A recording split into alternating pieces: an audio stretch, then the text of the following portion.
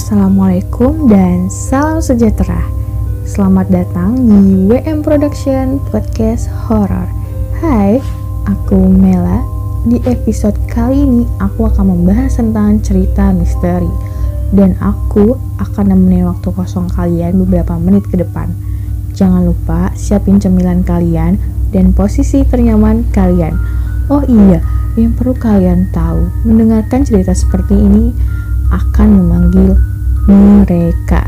So, jangan dengerin sendirian, bisa aja sih mereka udah ada di sekeliling kamu sekarang.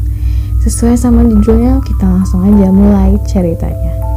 3 cerita horor yang diangkat dari kisah nyata, episode cerita horor pendek. Cerita pertama, kamar kosong di rumah sakit. Diceritakan 3 orang perawat sedang bertugas shift malam di salah satu rumah sakit di Jakarta. Ketiga orang ini secara bergantian mengurus kebutuhan dari satu pasien ke pasien lainnya. Di salah satu lantai rumah sakit ada sebuah kamar kosong yang menjadi gudang sementara. Ketiga perawat yang berjaga pun diberi pesan untuk selalu menutup pintu kamar kosong itu jika tidak ada keperluan, terutama saat malam hari. Saat itu, pasien di salah satu kamar menekan tombol bantuan. Salah satu perawat bergegas menuju kamar tersebut sambil mengecek jam di tangannya. Ketika berjalan menuju kamar pasien yang membutuhkannya, dia melewati kamar kosong itu. Dia melihat pintunya tidak tertutup dan lampunya menyala. Di dalam ruangan itu ada sebuah kursi yang menghadap ke jendela di ujung ruangan. Awalnya dia berpikir kalau cleaning service lupa menutup kamar itu. Dia pun menuju kamar pasien dan ternyata infus pasien sudah hampir habis. Dia kemudian pergi mengambil infus di ruangan obat dekat ruang perawat. Otomatis dia harus melewati kamar kosong itu. Namun, anehnya, posisi kursi yang semula ia lihat tadi sudah berubah. Posisinya kini menghadap ke celah pintu. Dia pun hanya lewat saja dan mengambil infus di ruangan obat. Setelah itu, dia bergegas kembali ke ruangan pasien dan melewati kamar kosong itu. Namun, posisi kursi saat itu sudah di tengah ruangan, tapi perawat itu tetap menghiraukannya. Setelah memasang infus baru si pasien, perawat tersebut pun melewati kamar kosong itu lagi. Sontak dia langsung kaget, lemas, dan menangis. Posisi kursi itu sudah berada di depan celah pintu, dan dia melihat ada sosok makhluk duduk di situ. Cerita kedua, penunggu di tempat kerja. Cerita ini dialami sama teman partnerku langsung. Jadi ceritanya begini, minggu lalu di tempat kerja gue yang di daerah Pasar Minggu, itu ada bekas rumah yang udah sekitar 8 tahun lamanya ditinggal sama si pemilik. Pada saat gue yang baru aja dipindahin dari karet dan baru tiba di situ, awalnya gue nggak tahu apa-apa tentang tempat tersebut. Nah, pada saat sore hari, yang mana teman kerja gue lagi ngobrol-ngobrol sama karyawan lain, mereka ngedengar suara cewek di lantai 2, belakang deket musola. Awalnya mereka pikir ada 2 cewek yang naik ke lantai tersebut. Pas karyawan cewek turun, ditanyailah dia sama teman gue. Temen cowok bilang gini, "Lu tadi di atas lagi ngomong sama siapa?"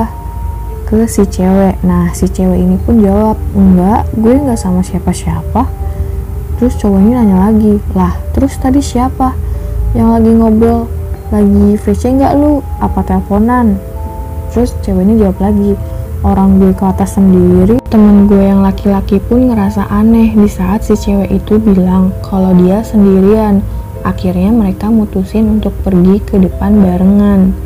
Lalu di saat gue masuk pagi, saat gue mau ngepel lantai, di keran belakang bawah tangga ada sosok yang turun dari atas tangga.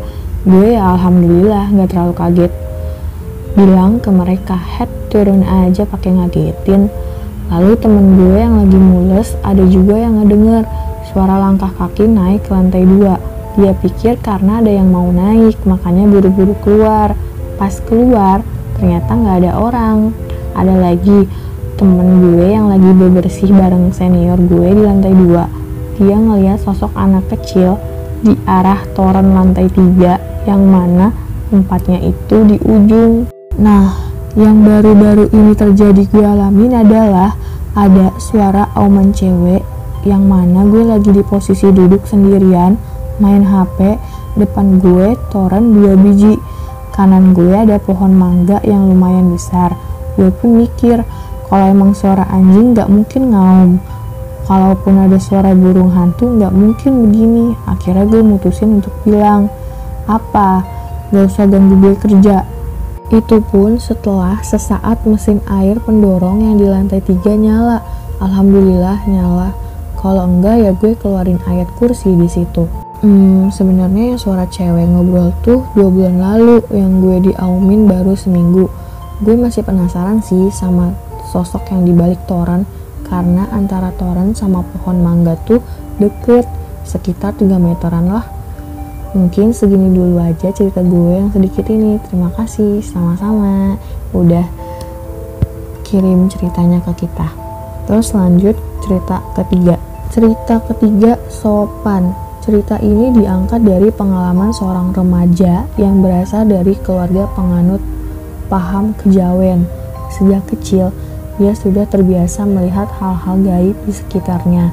Bisa dibilang punya indera keenam. Mawar dan Dewi adalah 2 sahabatnya dari SMA. Suatu sore, jelang maghrib, mereka bertiga hendak pulang usai mengikuti kegiatan tambahan. Mereka pun melewati 2 jalur sebelum tiba di gerbang depan.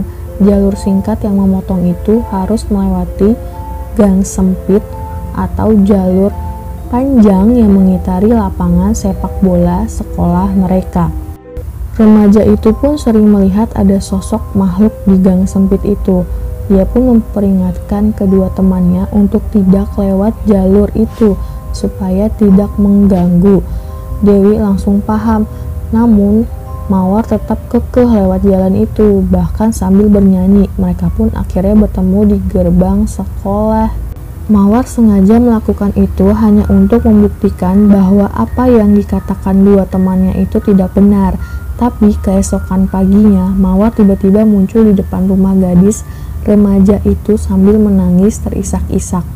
Rupanya Mawar diikuti oleh seorang wanita, pria, anak kecil, dan nenek-nenek. Mereka semua adalah makhluk gaib yang selepas pulang sekolah kemarin mengikuti Mawar. Gadis itu pun membawa Mawar kepada pamannya yang seorang paranormal untuk ditolong. Setelah dilihat, paranormal itu mengatakan bahwa makhluk-makhluk yang mengikuti Mawar tidak berniat jahat. Justru mereka ingin mengajarinya supaya lebih sopan. Tuh guys, jangan lupa untuk tetap mengutamakan sopan santun dimanapun kalian berada. Segini aja ceritaku kali ini, 3 cerita horor dari kisah nyata. Semoga kalian terhibur. Jangan lupa untuk klik tombol subscribe, like, dan komen kalau kalian juga pernah punya pengalaman kayak di atas, atau kritik dan sarannya. Boleh juga kalau kalian punya pengalaman yang mau di-share, kalian DM ke Instagramnya wmproduction46. Dan terima kasih buat kamu yang udah share ceritanya ke kita. See you next podcast. Wassalam.